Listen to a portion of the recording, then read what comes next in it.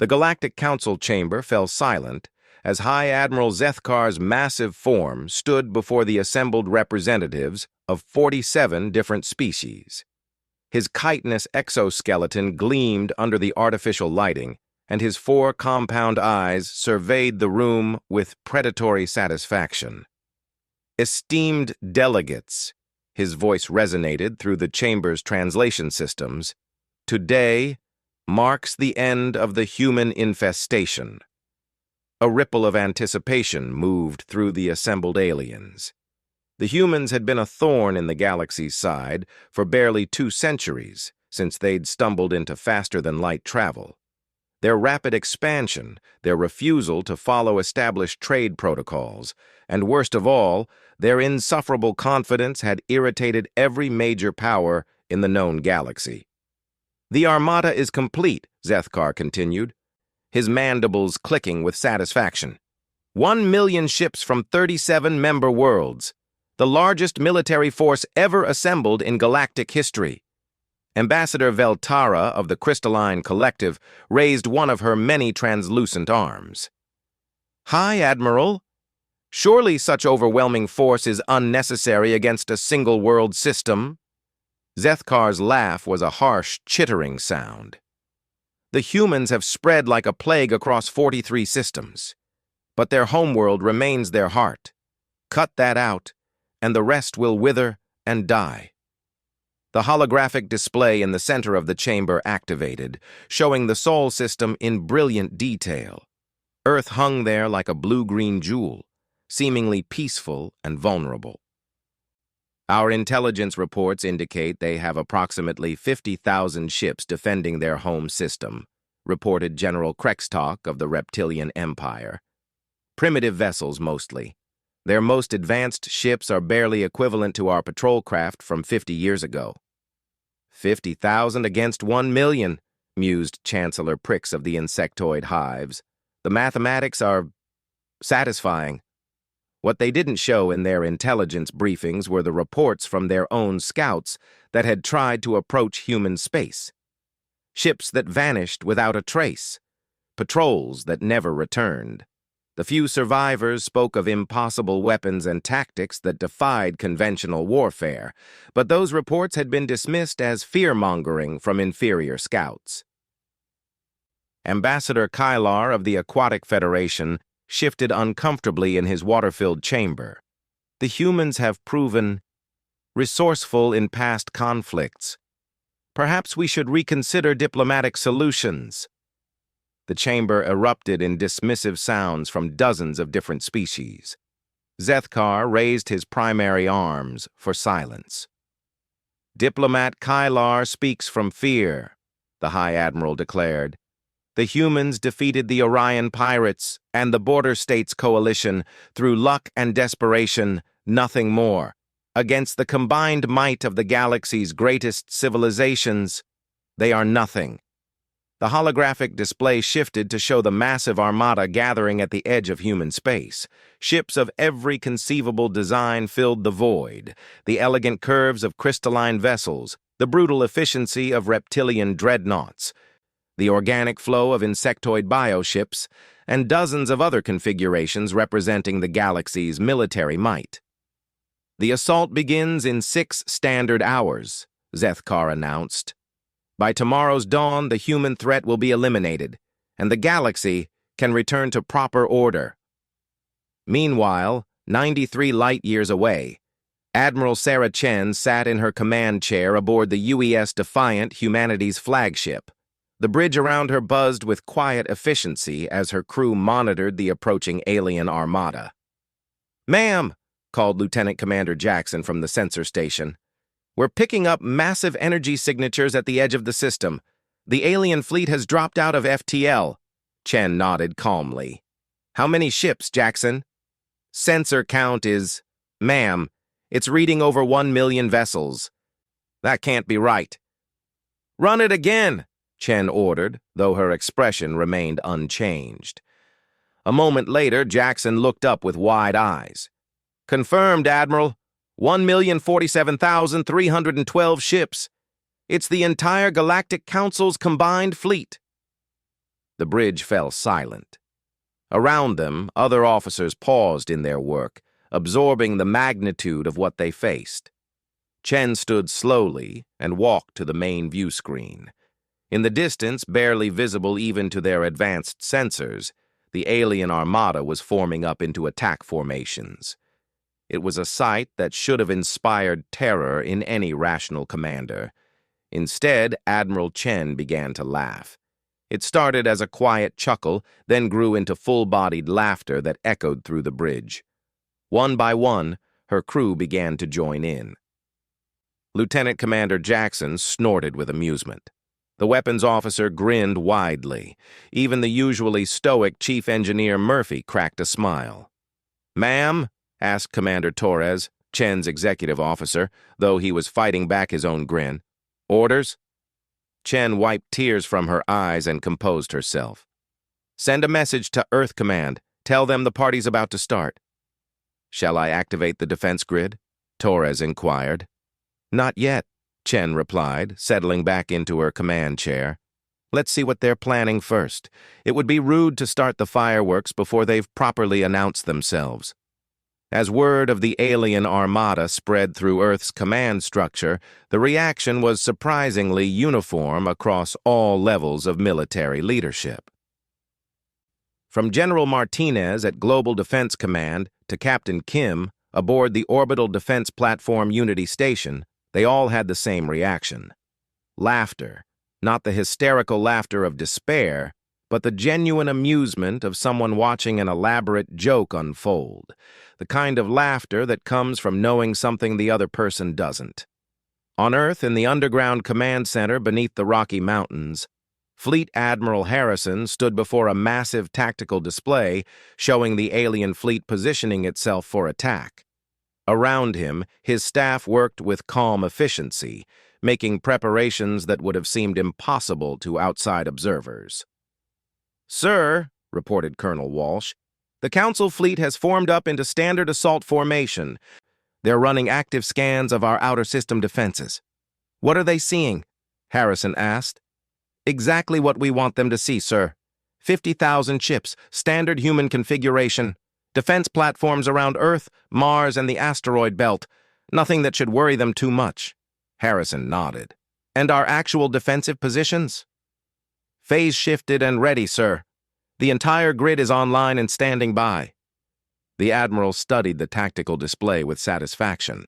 The aliens had fallen into exactly the trap humanity had been preparing for the past 50 years. Ever since their first contact with galactic civilization, human strategists had been planning for this moment. "Sir," called another aide, "we're receiving a transmission from the alien fleet. Standard surrender demand." "Put it through," Harrison ordered. High Admiral Zethkar's image appeared on the main screen, his alien features twisted into what humans had learned to recognize as contempt. "People of Earth," his translated voice boomed, "you face the combined might of the Galactic Council. Surrender now, and your deaths will be swift. Resist, and we will make your world burn for 1,000 years." Harrison stepped forward, his weathered face showing no trace of fear.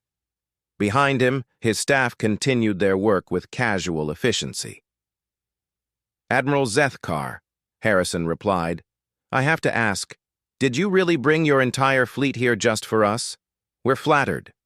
The alien's mandibles clicked in what sounded like frustration. "Your bravado will not save you, human. We offer you one chance to surrender. Choose wisely." Harrison's response was to smile. "Admiral, you're about to learn why humanity doesn't just laugh in the face of impossible odds. We laugh because the odds aren't what they seem." "You speak in riddles," Zethkar snarled. "Perhaps watching your orbital defenses burn will clarify your thinking." The transmission cut off, and the alien fleet began to move forward. 1,000,000 ships advancing in perfect formation toward Earth's 50,000 defenders. From any conventional perspective, it was the most one-sided battle in galactic history. Admiral Chen watched the alien advance from her position at the edge of the system. Her fleet of human defenders spread out in what appeared to be a desperate attempt to cover as much space as possible. To alien sensors, it would look like humanity was trying to use their inferior numbers to create the illusion of a larger force. "Admiral," reported her tactical officer, "the aliens are maintaining their formation. No sign they suspect anything unusual." "Perfect," Chen replied. "Are our friends in position?" "All stealth ships report ready, ma'am. The entire Ghost Fleet is standing by." Chen nodded. The Ghost Fleet, humanity's secret weapon, ships that existed in a state of quantum uncertainty, phased out of normal space-time until needed. Technology reverse-engineered from a derelict alien vessel humanity had discovered decades ago, then improved far beyond its original capabilities. "Time to target?" Chen asked. 47 minutes at current approach speed," came the reply. "Then let's give them a proper human welcome," Chen said, settling back in her chair. "Signal all ships. Prepare for revelation protocol." Across the human fleet, crews began final preparations for a battle unlike any the galaxy had ever seen. In the weapons bays of Earth's defense stations, technicians made last-minute adjustments to devices that bent the laws of physics. On ships throughout the solar system, human engineers activated systems that should have been impossible according to galactic science. The aliens came forward in their overwhelming numbers, confident in their superiority, certain of their victory. They had studied human technology and found it wanting. They had analyzed human tactics and found them primitive. They had calculated the odds and found them insurmountable. What they hadn't accounted for was that humans had been letting them win those calculations. As the Galactic Council's Armada swept toward Earth like an unstoppable tide, Admiral Chen looked around her bridge at faces that showed no fear, only anticipation. Her crew was ready. Earth was ready. Humanity was ready. The aliens were about to discover why humans laughed at impossible odds. They were about to learn that sometimes the prey has been hunting the predator all along. Admiral Chen touched the communication switch. "All ships, all stations, this is Defiant Actual. Today we show the galaxy what humanity is truly capable of. Today we stop pretending to be weak." She paused, watching the alien fleet draw closer. "Today we reveal why Earth is not just our home, it's our fortress."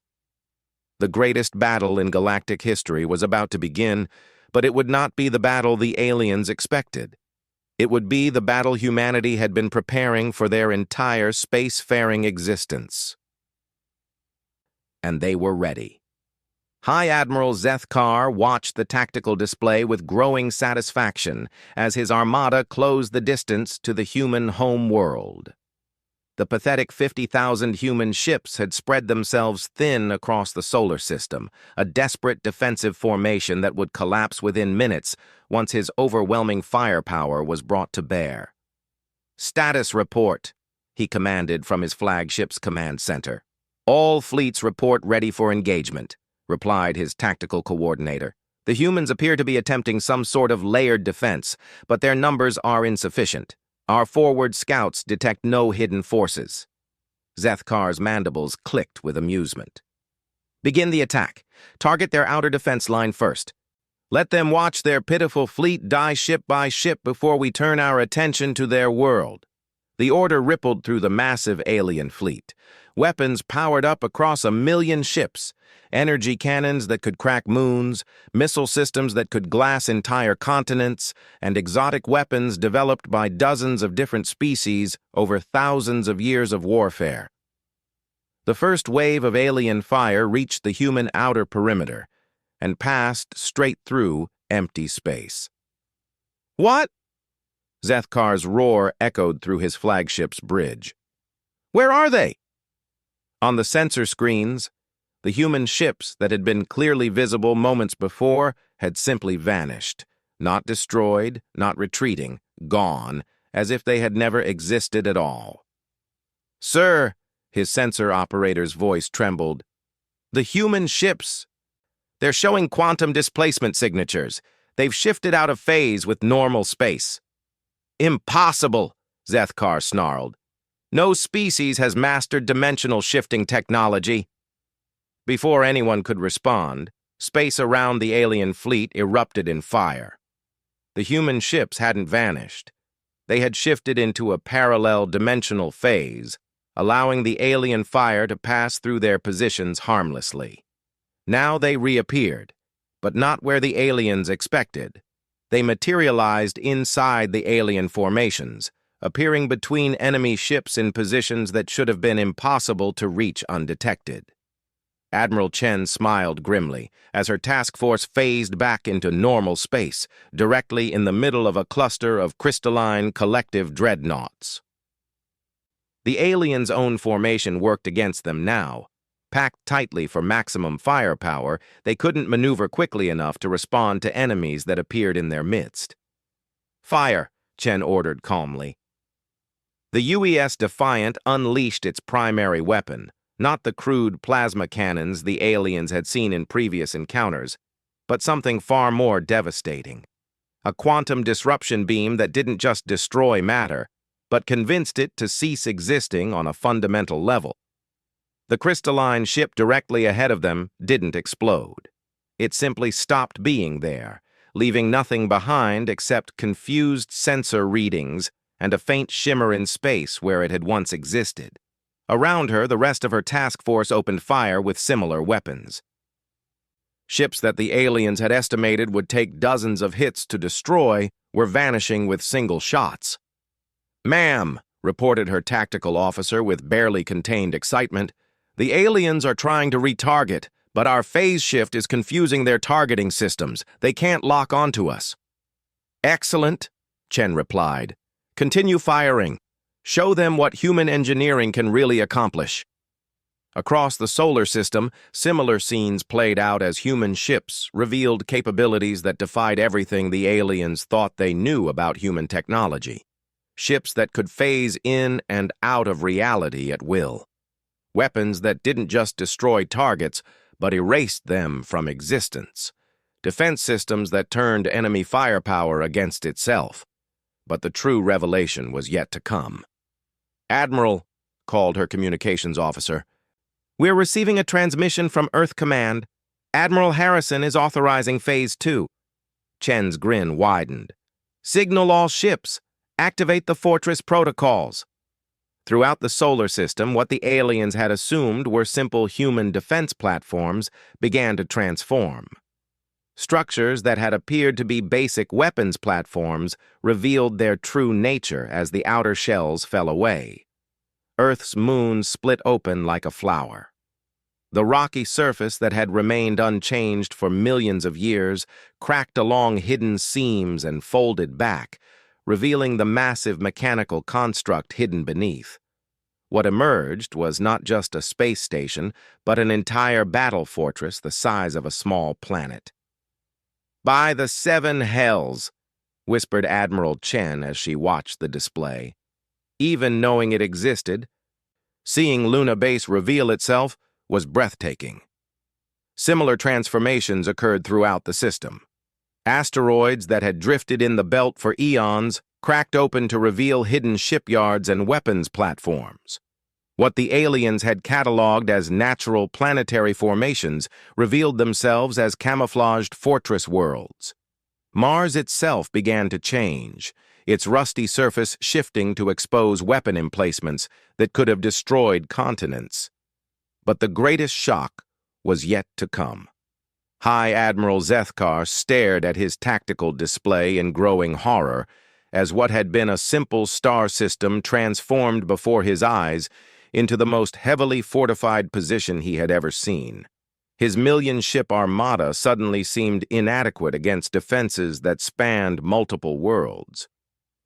"Sir," his communications officer reported with a shaking voice, "we're receiving another transmission from the humans." Admiral Harrison appeared on the main screen again, but now his expression had changed from amusement to something far more serious. "Admiral Zethkar," Harrison said calmly, "I hope you're beginning to understand why we found your ultimatum so entertaining. You see, you've made a fundamental error in your calculations." "What error?" Zethkar managed to ask. You assumed Earth was our homeworld, Harrison replied. But Earth isn't just where humans come from. Earth is where humans learn to fight. Every war in our history, every conflict, every battle, all of it taught us that sometimes the only way to ensure peace is to be so terrifyingly prepared for war that no one dares to start one. The display behind Harrison showed tactical readings from across the system, ship counts, weapons capabilities, defensive installations, numbers that made the alien admiral's compound eyes widen in disbelief. You brought 1 million ships to attack what you thought was a lightly defended world, Harrison continued. What you actually found is the most heavily fortified system in the galaxy. We've been preparing for this day since we first learned we weren't alone among the stars. Impossible, Zethkar hissed. Our intelligence networks mapped every human installation. We monitored your ship production. We tracked your fleet movements. Harrison's smile returned. Admiral, let me introduce you to a human concept you might not be familiar with. We call it misdirection. Everything you've seen of human military capability has been carefully crafted to make you underestimate us. On the tactical display, new contacts began appearing throughout the system. Ships that materialized from what had seemed like empty space, emerging from stealth fields and dimensional pockets that had hidden them completely from alien sensors. Our real fleet, Harrison explained as the numbers climbed, consists of approximately 4 million ships, all of them equipped with technology reverse-engineered and improved from every alien artifact we've ever encountered. We've been collecting samples of your weapons, your shields, your engines for 200 years. The alien admiral's mandibles trembled with rage and growing fear. You stole our technology? We improved it, Harrison corrected. You see, humans have a particular talent for taking existing ideas and making them better. We took your phase-shifting technology and made it combat applicable. We took your quantum weapons and made them more efficient. We took your shield systems and made them adaptive. Around the alien fleet, space continued to fill with human ships. Not the primitive vessels the aliens had expected, but sleek, advanced warships that incorporated the best technology from dozens of different species, improved by human engineering and innovation. But the real secret, Harrison continued, isn't our technology. It's our psychology. Every species in the galaxy seeks to avoid war, to minimize casualties, to end conflicts as quickly as possible. Very civilized. Very rational. His expression hardened. Humans are different. When someone threatens our home, we don't just fight to win. We fight to make sure the threat never arises again. We fight total war. Admiral Chen, still in the midst of the battle, listened to Harrison's transmission with grim approval. Around her, the human fleet was systematically dismantling the alien formations with ruthless efficiency. Ships that had expected to face desperate resistance instead found themselves outgunned, outmaneuvered, and completely outmatched. "Ma'am," reported her weapons officer, "the alien fleet is attempting to withdraw to jump distance." "Negative," Chen replied immediately. "Signal the perimeter forces. No one leaves." Throughout the outer system, human ships that had been hidden in the void dropped their stealth fields and moved to block the aliens' escape routes. What had seemed like a simple invasion force suddenly found itself trapped in a carefully prepared killing field. Admiral Harrison's transmission continued. "You wanted to know why we laughed, Admiral Zethkar? We laughed because you fell into exactly the trap we've been setting for 2 centuries. You brought the entire Galactic Council fleet to the one place in the universe where we're strongest." The tactical display showed the true scale of Earth's defenses, hidden shipyards that could produce vessels faster than they could be destroyed, automated defense platforms that activated throughout the system, weapons installations built into asteroids, moons, and even the planets themselves. "This isn't just our homeworld," Harrison explained. "This is our fortress. Every human colony, every mining station, every trading post, they all contribute resources here. Everything we've built as a species has been focused on ensuring that our home can never be taken. High Admiral Zethkar watched his magnificent armada being systematically destroyed by forces that shouldn't have existed. His ships, the pride of dozens of civilizations, were being eliminated with contemptuous ease by enemies they couldn't effectively target or even properly understand. "Surrender," he managed to transmit. We yield." Harrison's response was immediate and cold. "Admiral, you announced that you intended to make our world burn for 1,000 years. Did you think we would simply forget such a threat?" Around the alien fleet, human ships continued their methodical destruction. No mercy was shown, no quarter given. This wasn't just a military engagement, it was an extermination. "Please," Zethkar tried again. "We acknowledge human supremacy. We will withdraw and never threaten your space again." Too late for that. Admiral Chen's voice joined the transmission. "You see, Admiral, you made one final mistake. You threatened our children, our families, our future." The human fleet pressed their attack with renewed intensity.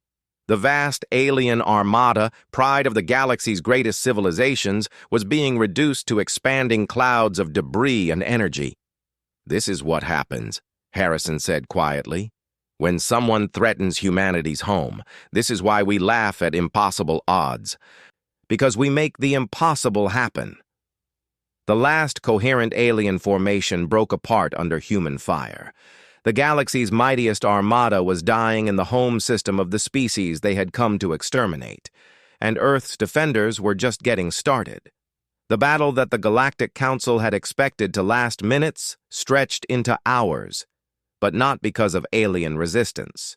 The human fleet methodically hunted down every ship in the vast armada with surgical precision, turning the greatest military force in galactic history into scattered wreckage floating through the Sol system. Admiral Chen stood on the bridge of the UES Defiant, watching the tactical display as the last pockets of alien resistance were eliminated. Around her, the bridge crew worked with calm efficiency, tracking and destroying fleeing enemy vessels with weapons that continued to defy galactic understanding of physics. "Final count, Admiral," reported her tactical officer. 1,047,312 enemy ships destroyed. 0 survivors. Chen nodded grimly. "What about escape pods and distress beacons?" "All accounted for, ma'am. Per standing orders, no information about human capabilities leaves this system." It had been brutal but necessary. The aliens had come with the explicit intention of destroying humanity. Now they would serve as an object lesson to the rest of the galaxy about the consequences of threatening Earth. "Ma'am," called her communications officer, "Admiral Harrison is requesting a secure link." "Put him through."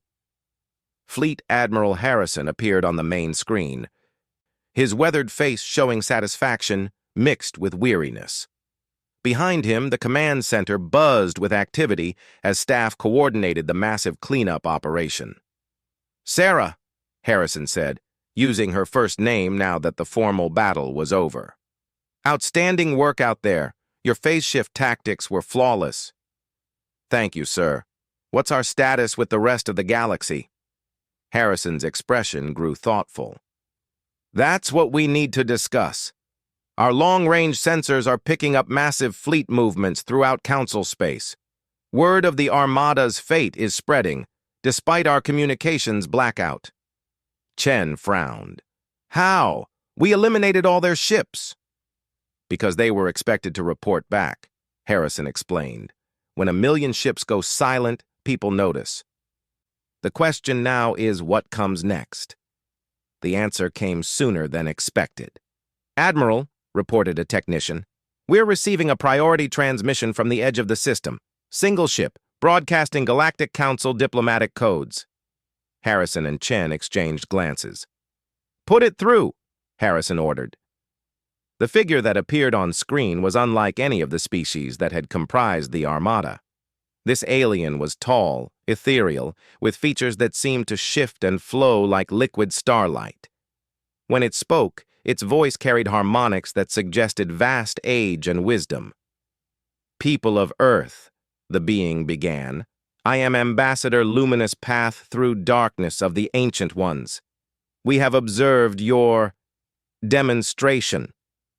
Harrison stepped forward. "Ambassador, if you're here for revenge, you'll find yourself as disappointed as Admiral Zethkar." The ancient being's expression didn't change. "We do not seek revenge, Admiral Harrison. We seek understanding. In 10,000 years of galactic civilization, no species has displayed such comprehensive preparation for warfare." "We're a thorough people," Harrison replied carefully. "Indeed." The ambassador's form shimmered slightly. "We are aware that you have been observing galactic civilization for 2 centuries, learning from each species, adapting their technologies, improving upon their innovations. What we did not anticipate was the scale of your deception." Chen joined the conversation. "We prefer to call it strategic misdirection, Ambassador." "A fair term," the Ancient One acknowledged. "Tell me, humans, what do you intend to do now?" "You have eliminated the combined military might of 47 worlds. You have demonstrated technological superiority that borders on the incomprehensible. What are your plans for the galaxy?" It was the question that had been weighing on human leadership since the battle ended. Harrison had spent the last several hours in emergency sessions with Earth's government, the Colonial Council, and military command. The answer they had reached was both simple and revolutionary. "Ambassador," Harrison said slowly, "humanity has no interest in conquest. We never wanted to rule the galaxy. We just wanted to make sure no one could threaten our home." "And yet," the ambassador replied, "power creates responsibility. Whether you sought it or not, you now possess the ability to reshape galactic civilization. The question is, what form that reshaping will take." The transmission paused as the ambassador seemed to consult with unseen advisors. When it resumed, its tone had changed. "The Galactic Council is in chaos," it reported. 47 worlds have lost their entire military forces. Trade routes are disrupted. Several species are demanding immediate retaliation, while others are calling for unconditional surrender to human authority. Harrison rubbed his temples wearily. "What we wanted was to be left alone." "That option no longer exists," the ambassador said with what might have been sympathy. "You have revealed yourselves to be the dominant military force in the galaxy. Other species will either submit to your authority or attempt to destroy you before you can threaten them." Chen spoke up. "Then they'll learn the same lesson Admiral Zethkar did." "Perhaps," the ambassador agreed. "But consider the implications. If every species that feels threatened by your power attempts to attack you, the galaxy will be consumed by an endless series of wars. Billions will die. Entire civilizations will be destroyed." The weight of those words settled over the human commanders. They had prepared for battle, planned for victory, but hadn't fully considered the consequences of being too successful. "What do you suggest?" Harrison asked. The ambassador's form brightened slightly. "The Ancient Ones propose a new form of galactic governance. Not conquest, but guidance. You have proven that humans possess not just superior technology, but superior strategic thinking. Perhaps it is time for a species with such capabilities to take a more active role in maintaining galactic peace." Over the next several hours, as cleanup continued in the Sol system, a new form of galactic civilization began to take shape. The old Galactic Council, based on rough equality between species, was clearly obsolete. In its place, humanity found itself reluctantly accepting the role of galactic guardians. The terms were simple but revolutionary. Human technology and tactical expertise would be shared with other species, but under human oversight. No species would be allowed to maintain military forces capable of threatening other worlds. Trade disputes would be mediated by human arbitrators. Most importantly, any species that attempted to develop weapons of mass destruction would face the same fate as Admiral Zethkar's Armada. "It's not the empire we never wanted," Admiral Chen commented to Harrison as they watched the diplomatic negotiations unfold. "It's the responsibility we never asked for." "Someone has to maintain the peace," Harrison replied, "and we've proven we have the capability to enforce it." The first test of the new order came within weeks. The Serpentine Empire, which had lost 300 ships in the Armada, attempted to rally the remaining independent worlds against human authority. Their war fleet of nearly 100,000 ships massed at the edge of their territory, demanding that humanity withdraw from galactic affairs. The human response was swift and decisive. A single human ship, the UES Retribution, phased into the center of the Serpentine fleet and broadcast a simple message: "Disperse now or share Admiral Zethkar's fate." When the Serpentines attempted to open fire, they discovered that their weapons simply wouldn't activate. Human cyber warfare capabilities, another technology they had kept hidden, had infiltrated and disabled every ship in their fleet. The Serpentine Empire surrendered without a shot being fired. Similar demonstrations across the galaxy established the new reality. Humanity didn't need to conquer worlds or impose direct rule. The simple knowledge that human ships could appear anywhere, anytime, and disable any threat was enough to maintain order. As Admiral Chen toured the rebuilt lunar base months later, she reflected on how much had changed. The facility that had once been a hidden fortress was now the headquarters of the Galactic Peace Enforcement Division. Ships from dozens of species docked at its ports, their crews training in human tactics and learning to operate human-designed equipment. "Admiral Chen?" called a familiar voice. She turned to see Ambassador Luminous Path Through Darkness approaching, its ethereal form seeming more solid than in their previous encounters. "Ambassador," she greeted. "How goes the integration process?" "Better than expected," the Ancient One replied. "Most species have adapted well to the new order. Trade is flowing more freely than it has in centuries. Armed conflicts have decreased by 97%. "And the holdouts?" "Fewer each month," the ambassador admitted. "Word of humanity's capabilities continues to spread.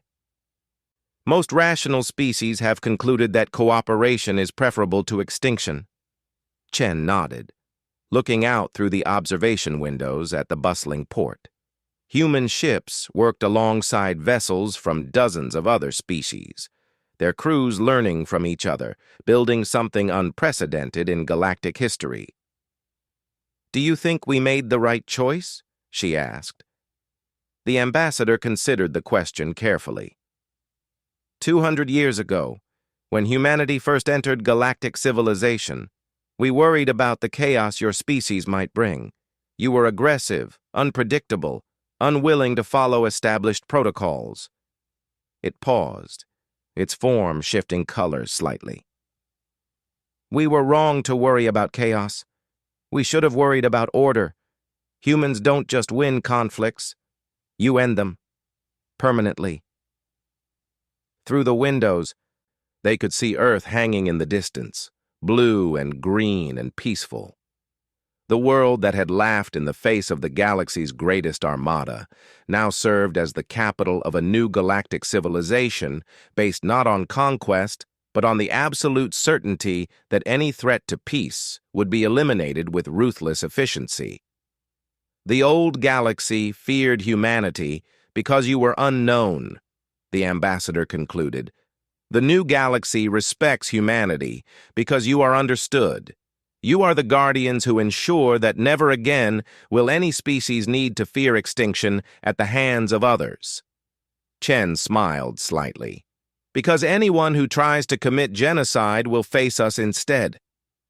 Exactly, the ambassador agreed. And after Admiral Zethkar's demonstration, no rational species will make that choice. As they watched, a new ship jumped into the system, another species requesting to join the growing alliance under human protection. The galaxy was learning that while humanity might laugh at impossible odds, they also delivered impossible victories. The age of galactic warfare was ending. The age of human-enforced peace had begun. And throughout the stars, the lesson of Admiral Zethkar's fate continued to spread. Never threaten humanity's home, because humans don't just defend themselves, they defend everyone who can't defend themselves. And they do it with a thoroughness that ensures the lesson never needs to be taught twice.